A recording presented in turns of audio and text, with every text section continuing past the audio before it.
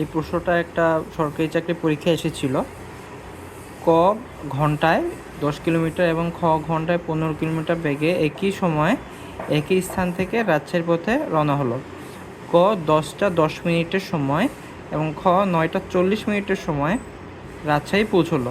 রওনা হওয়ার স্থান থেকে রাজশাহীর দূরত্ব কত কিলোমিটার? আচ্ছা, আমার আগের ভিডিওগুলো যারা দেখেছেন, আমি সবসময় বলি এই টাইপ দূরত্বের যেই ম্যাথ কোয়েশ্চেনগুলো আছে সবগুলোতেই একটা সূত্র খুবই কমন, সেটা হচ্ছে এস ইজ ইকুয়াল টু ভিটি, যেটা আমি খাতার ডান পাশে লিখে রাখছি, এস ইজ ইকুয়াল টু ভিটি। হ্যাঁ, তো এখন আমার দেখার বিষয় হচ্ছে আমি সূত্র কাজে লাগাই কীভাবে আমি এটা সলিউশনটা করব।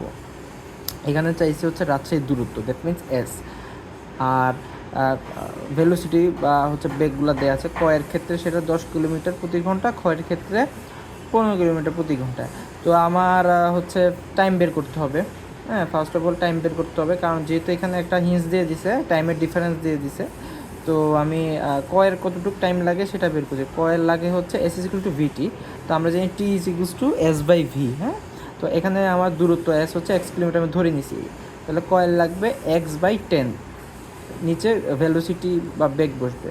কয়ের ভেলোসিটি বা বেগ হচ্ছে 10 কিলোমিটার। এটাকে যখন আমরা ঘন্টাকে যখন মিনিটে নিব, 60 দিয়ে গুণ হবে, 60 দিয়ে গুণ দিলে এখানে হয় 6x বা 6x মিনিট, যে যাই বলেন। এবার ক্ষয়ের ক্ষেত্রে same, T is equal to S by V, মানে এক্স বাই 15। হ্যাঁ, তো আবার মিনিটে নিলে হবে 4x মিনিট। তো অ্যাকর্ডিং টু দ্য কোয়েশ্চেন আমরা জানি যে কয়েল লাগতেছে 10টা 10 মিনিট এবং কয়েল লাগছে 9টা 40 মিনিট, তাই এখানে টাইমের গ্যাপ হচ্ছে 30 মিনিটের মতো।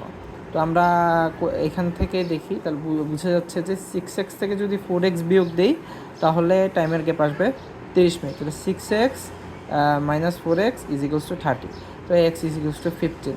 আমার দূরত্ব হচ্ছে এক্স, সেটা হচ্ছে কি ঢাকা থেকে রাজশাহী দূরত্ব চাইছিল।